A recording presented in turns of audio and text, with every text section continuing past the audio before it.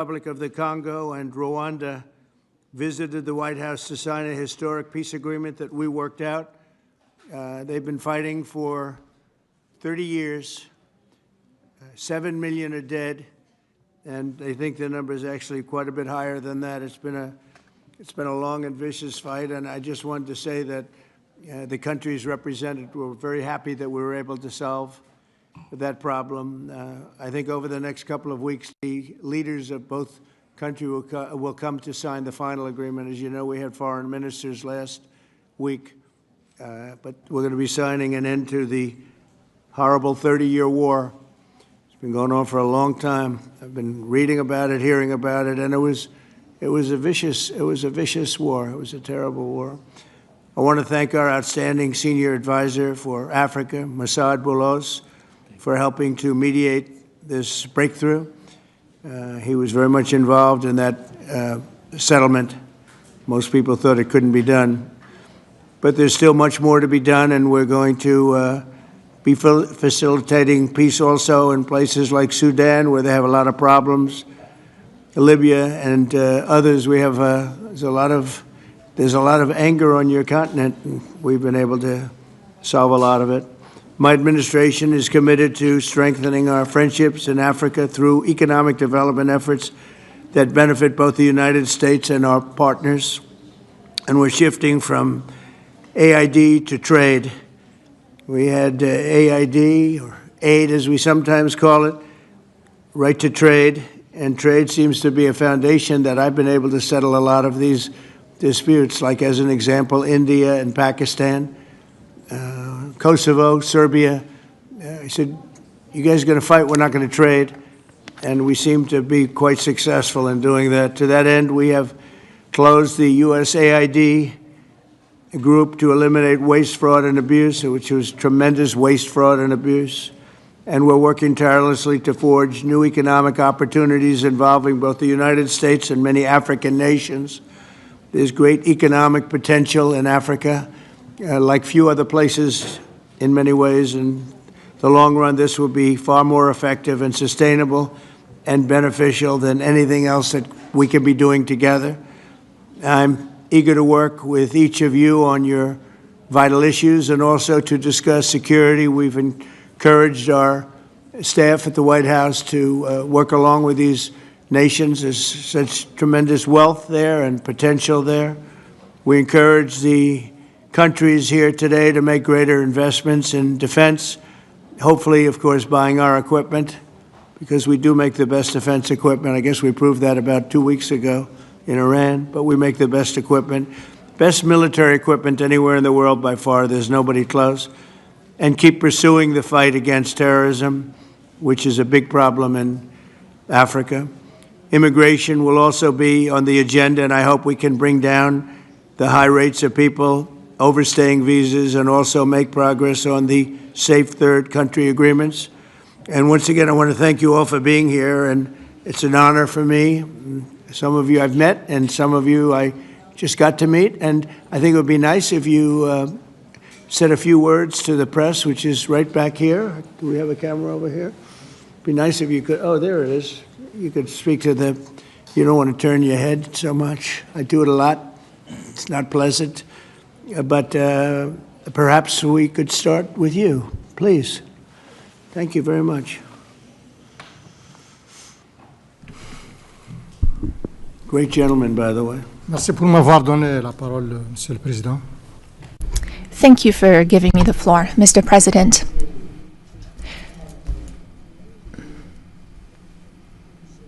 First of all, I would like to thank you, Mr. President Trump, for inviting us to come here today. I'm President Ghazouani, President of the Islamic Republic of Mauritania. Thank you, Mr. President, for this invitation and the invitation you sent to the other colleagues present here today. This is a very strong message from you, and we are receiving this message very well. This is a message of interest that you're sending to us, and it's a message that you're sending to the whole of Africa. All of this is generous on your part. We are receiving this and we accept this message from you.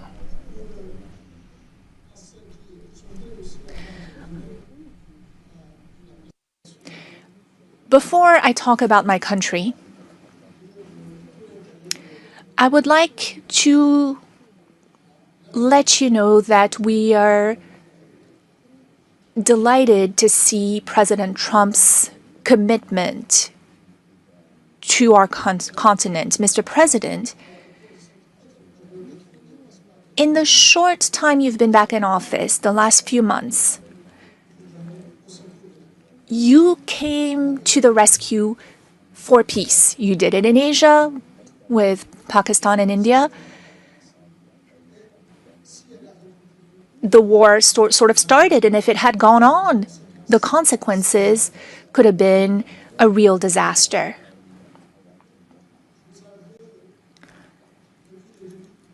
Since the beginning, you've been doing a great deal of work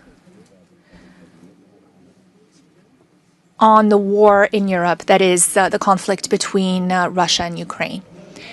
You rushed to Africa to resolve a long-standing problem. Lots of efforts had been made by many heads of states, but your will made it possible for this agreement to be signed. And now, this conflict is behind us. You are currently working with a great deal of enthusiasm. And you're also working on the Middle East. You're paying a great deal of attention to the Middle East. We all know how far back this conflict goes. It is a conflict that is about 80 years old. 70 years, but it is also a war that has been raging for a year and a half. And you've also talked about the human toll. Many people have died in this conflict.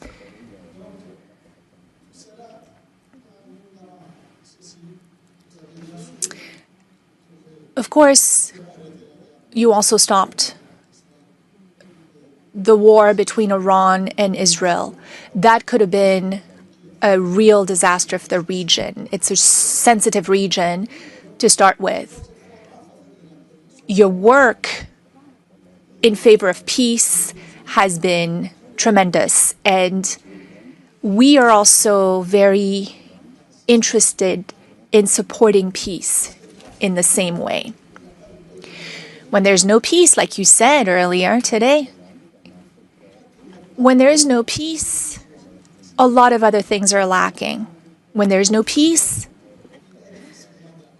it is difficult to have prosperity. It is difficult to have calm, to have a sense of quietness. It's hard to sleep. It's hard to go about your business every day. You understand that well, Mr. President, and you're working on this. So thank you. Moi, je suis président. I am the president of Mauritania.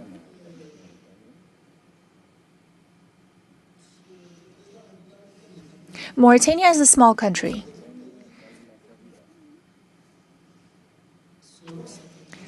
Depending on the criteria you apply. If you look at the number of people who live in Mauritania, it's a small country because we have about 5 million people in Mauritania. We might just be a little bit over 5 million. It's a small country also in the sense that what influence it has throughout the world. It's not like the US, Mr. President. Internationally, we understand that our weight, our influence is not that great, and we have no complex about this. It's also a small country because of our level of prosperity. We're not a very prosperous country. We have many problems related to the well-being of our population. But it is also a great country, a big country in other ways. Mauritania is a great country in the sense of its strategic position. It is on the Atlantic coast, which makes it a neighbor to the US. It is what unites North Africa and Sub-Saharan Africa, or what links the two. That is its strategic position, but also in terms of resources, we have a great deal of resources, many, many resources, and we have a lot of opportunities to offer in terms of investment. We have minerals, rare earths, rare minerals. We have manganese. We have uranium. And we have a good inclination that we have lithium and other minerals. We're the second largest producer for the last 60 years in Africa of iron ore. We produce a lot. And we have a lot of resources in our seawaters, so lots of fishing and whatnot. I don't want to spend too much time on this. But I appreciate it very much. I appreciate it. Maybe we're going to have to go a little bit quicker than this because we have a whole schedule. If I could just say it's, your name and your country would be great. Thank you, please. Muito obrigado, Sr. Presidente Trump, e sobretudo. Thank you, Mr. President, and for welcome and everything. For us, it's the second time here to come as a guest. The first time we had that meeting in Guinea-Bissau, but I will not talk so much. But Guinea-Bissau is a peaceful country, and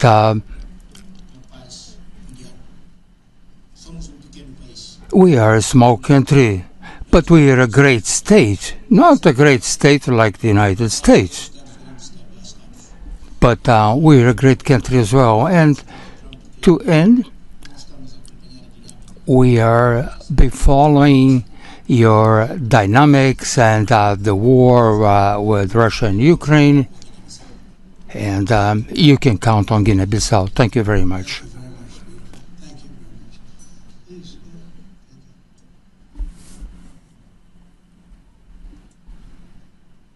you, Mr. President. First, let me congratulate you for your recent celebration of your 249th anniversary. We did in Liberia at your embassy. Mr. President, we thank you for this opportunity to be here. Liberia is a longtime friend of the United States, and we believe in your policy of making America great again. And we also go a long way with you in your diplomacy that has to do with economic development and commercial friendship. Liberia has a lot of minerals. And one of the things we ask as good friends for a long time is the opportunity to do a survey of our minerals. Mm-hmm. And also we are committed to peace, and we've been very lucky within our region. We are a country that have had a series of democratic elections, and our country had been cooling down. And also, we want to encourage American involvement in the investment in Liberia. Yeah. We'd like to see that happen. We want to work with the United States in peace and security within the region because we are committed to that. And we just want to thank you so much for this opportunity. Well, thank you. And such good English, such beautiful. Where did you learn to speak so beautifully? Where were you educated? Where? Yes, sir. In Liberia. Yes, sir. Well, that's very interesting. It's beautiful English. Sure. I have people at this table can't speak nearly as well, Very and good, sir. Thank you. they come from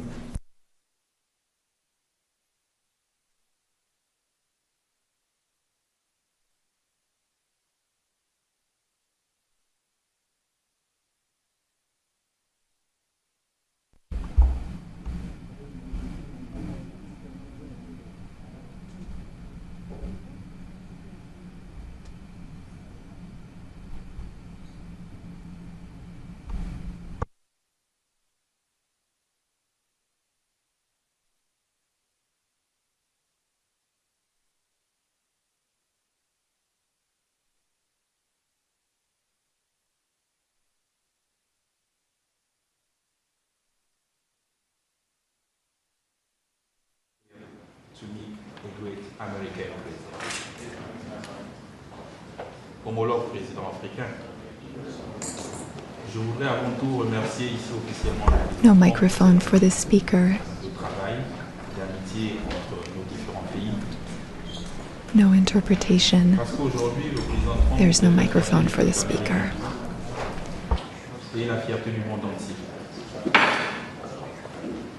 Dans plusieurs domaines, le domaine économique, Still no microphone for the le speaker. domaine politique.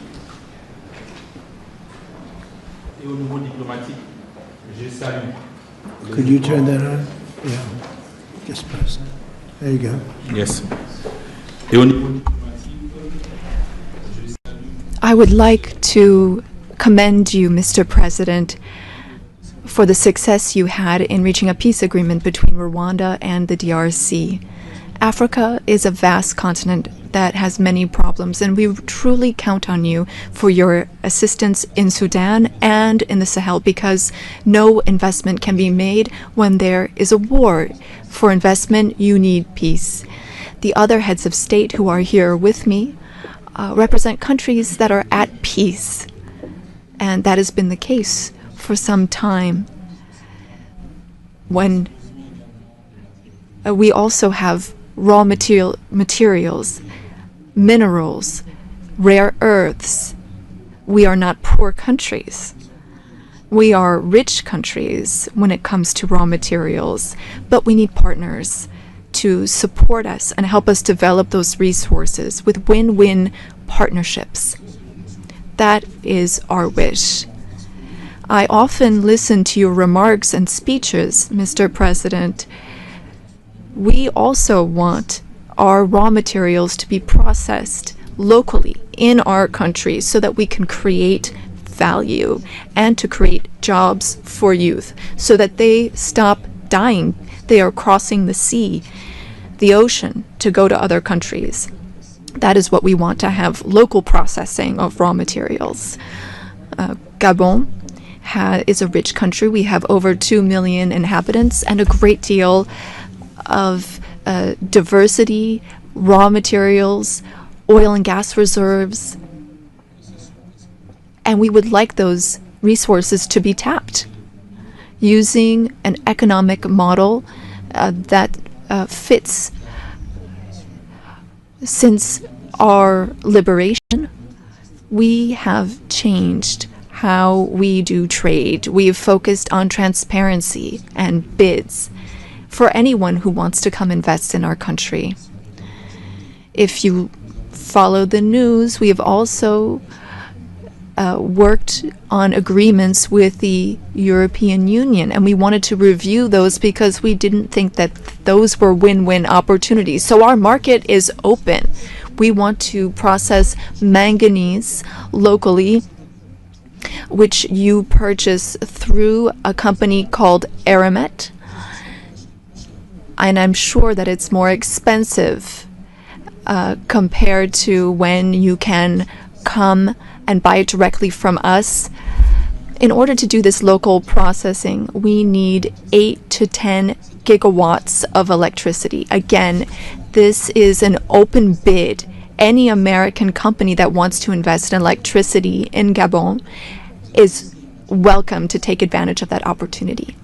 Now, looking at defense, the Gulf of Guinea is an issue.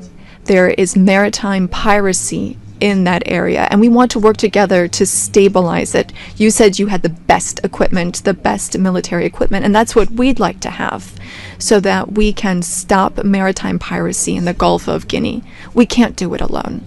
We need a reliable and strong partner that is committed and that takes real steps, real action. We also need to be pragmatic, and that's what you are. And I'm a general, and I am too. I'm pragmatic. I like it when things move quickly. Our country is free, open to one and all. You are welcome to come and invest. Otherwise, other countries might come instead of you. Thank you. Good job. Thank you very much. Appreciate it. Okay. Merci, Monsieur. Thank you so much, Mr. President. I would like to thank you for this invitation. It is an honor for us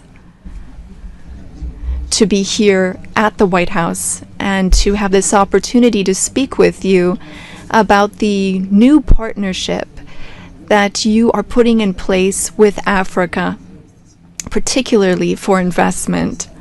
I also wanted to commend you for your commitment to peace throughout the world and the incredible diplomatic success that you had with the DRC, as my colleagues mentioned.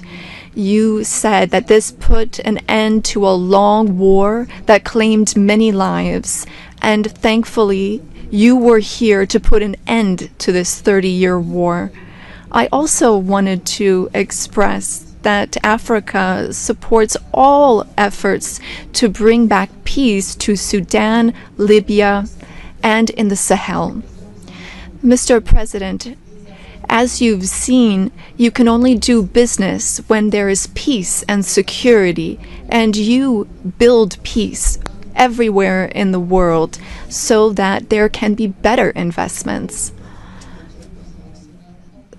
The entire world is grateful to you for this. Now, with respect to my country, Senegal, I've been president for some 15, 16 months now, and I want to reassure all American investors about our country's political stability and our favorable regulatory environment, which we are continuously improving upon in order to attract more investment. I wanted to speak about two projects that I think are an exceptional opportunity. I will speak about the U.S. Ecological Survey, which can help assess the potential of the minerals in our country. And thanks to American companies, we've been able to discover oil and gas. Some 950 billion cubic meters of gas that we can tap into in order to support our economy. And again, here we were able to do this with an American company. Another project I'd like to mention, and again, I would like to invite American investors to take part in this. It's for a digital city. We identified a space within the city of Dakar. It has a view of the sea. It's on some 40 hectares, and this is a great opportunity for American tech companies to come in and make Dakar a tech city open to Africa. I was wondering what your secret was for resolving all these complex crises, and I know you are a tremendous golf player. Golf requires concentration and precision, qualities that also make for a great leader. Senegal has exceptional opportunities to offer, including in the area of tourism. So perhaps an investment could be made in a golf course in Senegal. It would just be 6 hours by flight from New York, from Miami, from Europe, or from the Gulf, and that would be an opportunity for you to show off your skills on the golf course too. Thank you for your attention, sir. Nice. It's some way to show off my skills. It's a long trip to show off my skill, but that's really nice. And he's led a very interesting life. He looks like a very young person. He's a little older than he looks, but a fantastic job. He was treated very unfairly by his government, and he prevailed. And so congratulations on that. Really, congratulations. It was a great job. And you've all done a fantastic job. And so we'll be talking to you as we have the meal. Do you want to ask any questions, please? Where's my reporter from Africa? There you are. How are you? I'm fine, thank you, Mr. He's President. very famous in Africa. Okay? You did it. Thank you, thank you. Yeah, thank you. Miss, I have one question for the African presidents and one question for President Trump.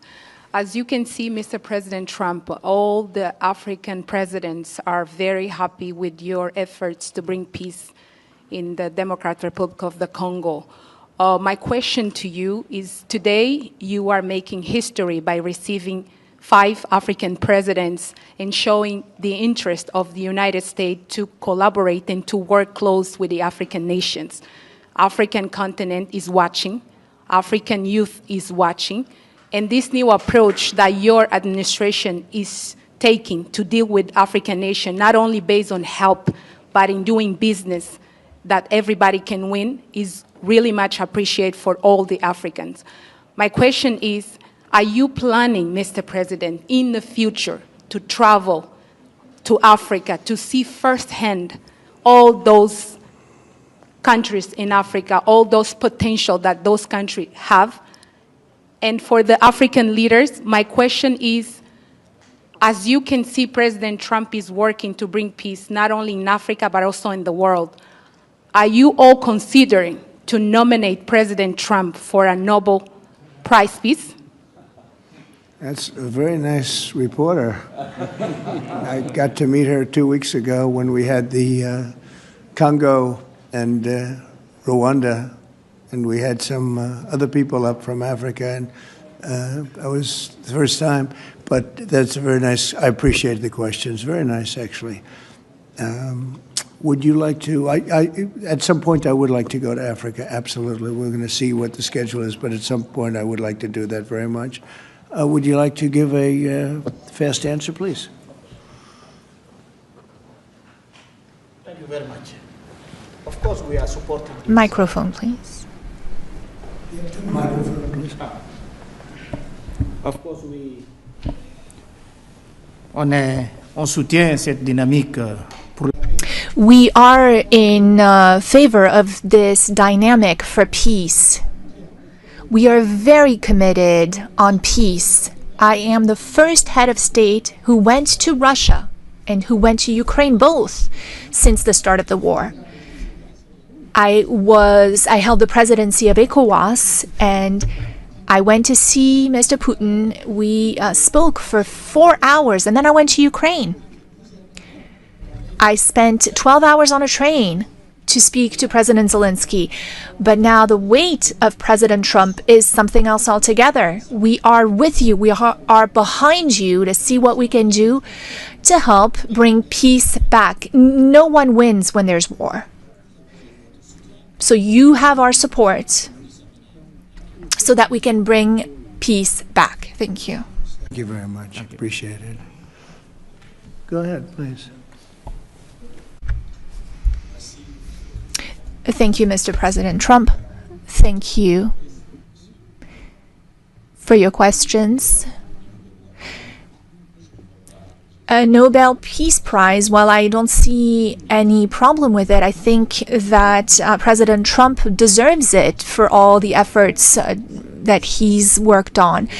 And he brought peace back in the SIAC region. That is my region, the region where DRC and Rwanda signed a deal. And so he is now bringing peace back into a region where that was never possible. So I believe that he does deserve a Nobel Peace Prize. That is my opinion on this. Well, thank you very much. Very nice. Thank you. I didn't know I'd be treated this nicely. This is great. We could do this all day long. Thank you very much. Please, go ahead. Mr. President, I believe that we have to continue to support America in the strength to be able to bring about peace in the world. America is a melting point and also a country that we all look forward to, and I want to encourage you, because without peace, we can't have a world to live in. And we stand with you on that. That's right. Thank you. Well said. Please. Thank you, Mr. President, and thank you for your question. Very important question indeed. Forgive me for saying this, but unfortunately, I don't really understand. I don't know how things work when it comes to Nobel Prizes, but I can guarantee you that Mauritania would never be opposed to President Trump receiving a Nobel Peace Prize, because he's already working very hard in favor of peace throughout the world, with no distinction, no regard to what continent it's on, and he's working on areas where there are tensions everywhere, and he's committed towards peace, and our world needs more peace. Thank you. Very much. Thank you. Thank you very much. The jury will decide. It's not a matter of voting amongst our countries, but what is for sure is that the results and the work has been done in such a short amount of time show that you would be a good recipient. And I'm sure that the jury sees that, and the rest of the world sees it as well and understands it. When the time comes, I think everyone will see that it is a deserved prize. Congratulations on what you've done so far. If we took a poll, I think you would be very far ahead in those polls. It's very nice. All of you, thank you very much. I appreciate it. Peter? Thank you, President Trump. James Comey and John Brennan, now under criminal investigation related to the Trump-Russia probe. Do you want to see these two guys behind bars? Well, I know nothing about it other than what I read today, but I will tell you, I think they're very dishonest people. I think they're crooked as hell, and maybe they have to pay a price for that. I believe they are truly bad people and dishonest people, so whatever happens, happens. And now, a few weeks after the strikes that you ordered on the nuclear facilities in Iran, there is an Iranian official who says you, President Trump, have done something that he can no longer sunbathe in Mar-a-Lago. As you lie there with your stomach to the sun, a small drone might hit you in the navel. It's very simple. Do you think that's a real threat? And when is the last time you went sunbathing anyway? It's been a long time. It's been a long time. I don't know. Maybe I was around 7 or so. I'm not too big into it. Yeah, I guess it's a threat. I'm not sure it's a threat, actually, but perhaps it is. And on one other subject, two Democratic senators now, Cory Booker and Alex Padilla, have a new bill out. They want to require CBP and ICE officers to have legible IDs, and they don't want CBP or ICE officers covering their faces. Would you ever sign that? Well, they wouldn't be saying that if they didn't hate our country, and they obviously do. I'm surprised that they would do it, knowing a little bit about them. I don't know them well, but these officers are doing a tremendous job. They're great patriots. If you expose them because of statements like have been made by Democrats and others on the left, usually, mostly, I think probably exclusively, you put them in great danger, tremendous danger. And it's sort of funny when people picket in front of Columbia, in front of Harvard, and they have masks on, more than masks. I mean, you can't see anything. Nobody complains about that. But when a patriot who works for ICE or Border Patrol puts a mask on so that they won't recognize him and his family, so they can lead a little bit of a normal life after having worked so hard and so dangerously. There's a problem with that. So they have this is the problem with the Democrats. They have a lot of bad things going on in their heads. They've really become they've lost their confidence, number one, and they've become somewhat deranged. I want to do whatever's necessary to protect our great law enforcement people, and they are right at the top of the list. And your agriculture department also announced this week that they are going to start limiting Chinese ownership of American farmland. Why do you think that the Chinese have been buying up all this farmland in our country so close to military installations? Well, I don't want to get into that. I have a very good relationship with President Xi. We're going to see, and I'm going to, they're going to be making a recommendation to me, but we have a very good relationship. As you know, they're paying a lot of tariffs to the United States now, and so I'm not going to get into that right now. Yeah, please. Yesterday, the Wall Street Journal reported that the White House was weighing whether to send another Patriot air defense system to Ukraine. Can you confirm that reporting? They would like it. They've asked for it. They're very rare indeed, because a lot of systems have been sent to Ukraine. But they would like to. I know they made the request. We're going to have to take a look at it. It's very expensive system. It's a shame that we have to spend so much money on a war that would have never happened if I were president. That's a terrible, terrible war over there, and it's really a shame. It's very sad. When you talk about a system like that, highly sophisticated, tremendous amount of money, and they're doing it because they want to prevent death. They're getting hit hard, very hard. So we're looking at it. Also on Russia. Yesterday, sir, as well, Ukraine was hit by over 700 drones sent by Russia last night. What's your response to that attack? Well, I've been sort of letting people know I'm not happy about what's going on. It's a war that should have never happened. It should not happen now. They're losing. Now it's up. I've been saying 5,000. Now it's up to 7,000. Think of it, 7,000 people a week on both sides. 7,000 people, young, mostly military people, young souls are dead and dying, and it should be stopped. It should be stopped. Very sad to see what's happening. Yes, please. Sir, can you explain how you calculated your latest round of tariffs? Was there a formula that was used? And do you expect any of these countries to face tariffs as well? The formula was a formula based on common sense, based on deficits, based on how we've been treated over the years, and based on raw numbers. And we're going to have a couple of more coming out today. Brazil, as an example, has been not good to us, not good at all. We're going to be releasing a Brazil number, I think, later on this afternoon or tomorrow morning. But they're based on very substantial facts and also past history. You look at the past history. We never had anybody in the White House that understood the numbers or were into it like I have. We've taken in hundreds of billions of dollars in tariffs, hundreds of billions, and we haven't even started yet. And it's going to be a great thing for our country. I think it's going to be a fair thing for the world. And we really haven't had too many complaints because I'm keeping them at a very low number, very conservative, as you would say, number. And we haven't had, I'm sure they will be complaining at certain points, but we haven't had complaints. We've been treated very unfairly by both friend and foe. And friend has treated us very badly. It's not even believable that for so many years, I was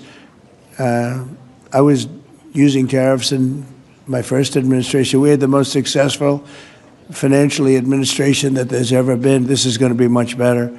But we got cut short with the COVID because I didn't think it was appropriate when, Italy, Spain, so the horror show that a lot of the countries went through. So I cut it a little bit short. But we took in hundreds of billions of dollars, and we had the most successful term ever from a president financially. But this is going to be much more successful. Yes, please. Do you expect any of the countries here to face tariffs as well? I haven't thought of it, but I don't know. Let's see, I like him, and him. No, I don't think so, not too much. He's very good. He's a friend of mine now. Yes, please. Thank you for taking our questions, Mr. President. Okay. You talked about the amount of external revenue the country has brought in thanks to your tariffs. Can you talk about how these hundreds of billions of dollars that are getting brought in will help grow the country, and what do you hope to put it towards? Well, bigger than the tariffs, actually, are the fact that when you charge the tariffs at a certain point, they say, well, we can't pay those tariffs. It doesn't make economic sense. These are wealthy countries, and they or their companies will come into our country and build, and that's what's actually happening. If you had a very low tariff, there'd be no incentive to do that. If you have no tariff, like we used to have, which is so stupid, it's not even believable, but then obviously they make their product, the product in their country. They have the jobs, they have the income, they have the taxes, they have everything, and they just send it into us, and it's jobs that we wouldn't get. Now the wheel is turned. And what we're doing is more important, we're taking in hundreds of billions of dollars, money that we've never seen before. But more important than that, we have a lot of people that would rather not have to pay that. So they're coming in and they're building plants. AI, we're leading everybody, including China, by a lot with AI. They're building their own plant. You heard me say yesterday, they're building their own electric generating plants to go along with the factories or plants that they're building. If they want to do that, we're getting them fast approvals, very fast turnarounds. They're using mostly natural gas to start off, but they're using coal. They have the right to use coal. They have the right to use nuclear. Nuclear has come a long way in the last 5 years. So we're getting them very fast approvals.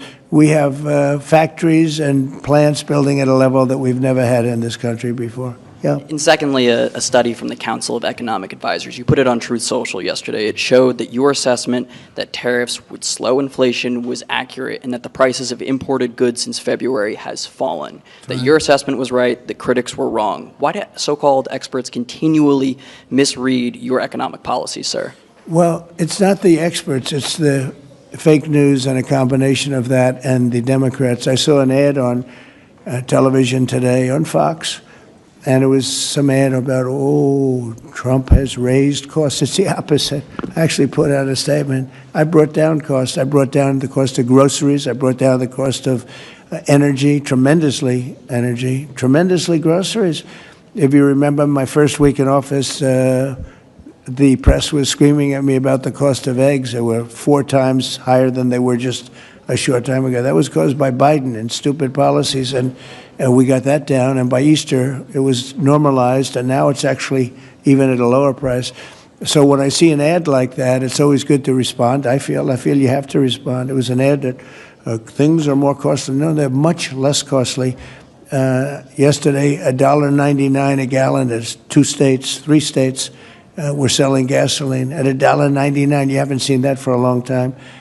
And I brought costs way down, just about every cost. I can't think of a cost that went up, but just about every cost. So what they do is they lie. They take ads. You'd almost think that the advertising station would stop it because they know it's wrong. It's such a lie. All you can do is say it's a lie and explain it. I guess I have the ability to explain it at conferences like this, so I like to take advantage of it and do it. But costs are substantially down under the Trump administration. And as you know, Biden had the highest inflation, I believe, in the history of our country. They say 48 years, but regardless, I think it was really the highest in the history of our country. And they were up to numbers that nobody ever saw before. And we have inflation now totally under control. We have a Fed chairman that if he was doing his job properly would lower interest rates, but we're bullying through even that. We're doing so well, it's not having that kind of an impact on us. But you want to see a rocket ship? We should have the lowest interest rates, because without us, there's nothing. And we have a strong country now, and we're taking in a lot of money. And other countries aren't even complaining. They got away with murder. They took advantage of a lot of very stupid people that sat in the seat. Very stupid people, or people that didn't understand business or something was going on. But hard to believe that they got away with it for so many years. But now, and I'm treating them very fairly. Again, we have countries with tremendous deficits with us, where we have, where we essentially lose a lot of money. And we are changing that around very rapidly, and I think it's about time somebody did it. Sir, President? Yeah, please. Sir, yesterday you said that you were not sure who ordered the munitions halted to Ukraine. Have you since been able to figure that out? Well, I haven't thought about it because we're looking at Ukraine right now and munitions, but I have not gone into it.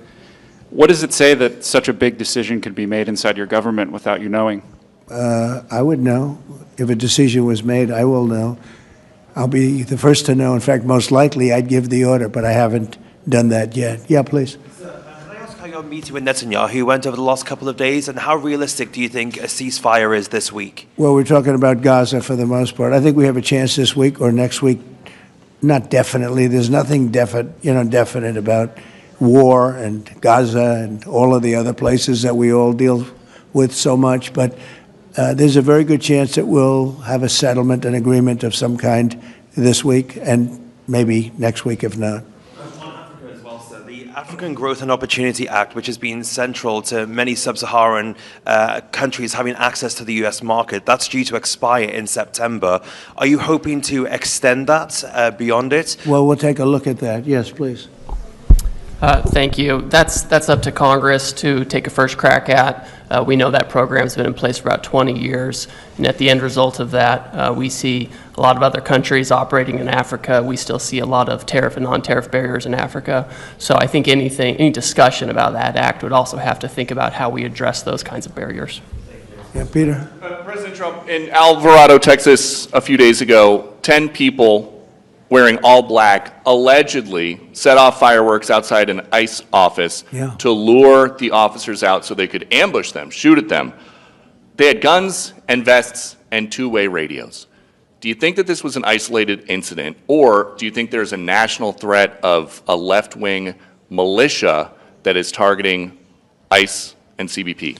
Well, I think you have some very stupid people in the left who have some money that are making it available to these people, because you look at the guns they had, they were brand new. You look at even the clothing they were wearing, it looked like it just came out of some military shop. So you have some very stupid people that, if anything ever happened, they'd be the first to go. They don't understand that. They'd be the first to go. They'd be the first ones hit. But there is money being put behind people. When you look at the weapons they have, the newness of the weapons, rifles that just came out and they have the latest model. So there's something going on, and we'll get to the bottom of it. And what do you think the penalty should be for these people who are, if they are found guilty, for people Very who stiff. shoot at ICE officers? Very, very stiff. Very stiff. A long time in jail, a long time. And one got hit yesterday in the neck, and he fortunately is going to be okay, but he got hit yesterday in the neck. No good. And what would you think if I read you a quote from a lawmaker who says about ICE, to abolish it, to treat them as criminals or anything that is inappropriate and outrageous? And I told you that that was Democrat John Fetterman. Wow. It's, by the way, I assume when you read that, because you paused in the middle, you're going to have to read that again without the pause. Could you read that again, please? To abolish it, to treat them as criminals or anything that's inappropriate and outrageous. So he's saying that to treat the people that did the shooting is... To treat ICE officers. Oh, okay, good. Because the way you read it, it really was the opposite. But that's okay. That's all right. I think that's what he meant. No, the new John Fetterman is exactly what you said. He's right. He's right. And we have to protect our police officers, and we will. And we have been.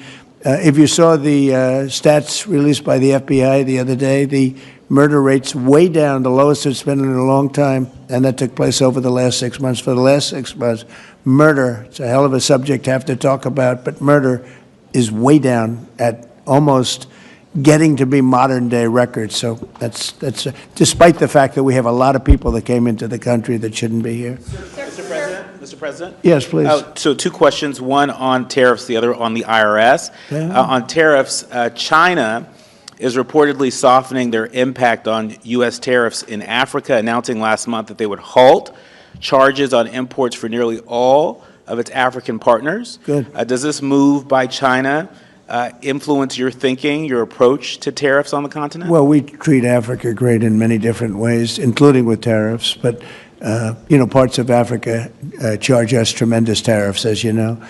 And they're going to be dropping those tariffs. They've already informed me they're going to be dropping those tariffs. But we treat Africa far better than China or anybody else, anyplace else. Yeah. And on the IRS says that churches can now endorse political candidates. What's your reaction to this, and how do you expect this to influence some of the work that's afoot on the continent? There's a lot of American churches that are missionaries doing missionary work on the continent. Do you support that? I love the fact that churches can endorse a political candidate. I think so, because we have a lot of respect for the people that lead the church, for the pastors and the ministers and the rabbis and all different leaders, all different religions, and people respect those people. And I think there's nothing wrong. It was a very big penalty if that took place just a little while ago. They had a thing called the Johnson Act, and it was a very big penalty. I think it's great if a pastor, minister, priest, rabbi, and we could very much go into your religion, by the way, which is something that people are having great respect for throughout the world. If somebody of faith wants to endorse, I think it's something that I'd like to hear, and I can guarantee you, the people that they're with every Saturday or Sunday, or whenever it is they're with, they want to hear from these people, and it was a very severe penalty. Those people were not allowed to speak up. Now they're allowed to speak up. No, I think it's terrific. Mr. President, your administration took new actions against Harvard University today. Are you still optimistic about reaching a deal with the university? Oh, yeah, I think so. Harvard's been very bad, totally anti-Semitic, and they'll absolutely reach a deal. Peter? I just got a text from our colleague John Roberts. He says that we are now reporting the guy who was arrested in the Alvarado, Texas incident for tampering with the evidence was a green card recipient under the Biden administration and a prior DACA recipient. What do you think of that? It's very sad. It's very bad. A lot of them are here. We came in 21 million. I think it's higher than that, by the way, but they say 21 million people came in. Many of them are criminals. Many of them are murderers. 11,888 is what they say are murderers. And they came in through open border policies, no checking, no vetting, no nothing. And we have a lot of that. And despite that, we have crime down, which is pretty amazing. And this is a And long say hello meeting, to so John. Say hello to John Roberts. I will. I'm sure he's watching this right now. A lot of news has broken since we've been in here. Axios says a secret White House meeting between Steve Witkoff, Ron Dermer, and a Qatari envoy on Tuesday led to significant progress in the negotiations over the Gaza hostage and ceasefire deal. What can you tell us about this It's secret very possible. meeting? I will tell you, we're getting very close to a deal. I don't know if it's secret or not secret, but it doesn't matter to me. Secret's fine if it gets us to where we want to be. We want to have a ceasefire. We want to have peace. We want to get the hostages back. And I think we're close to doing it. Okay? Thank you all very much. Thank you very much. Thanks, President Trump. Thank you, Peter. Good job, everybody. Thank you. That was a good job. Would you like me to give these?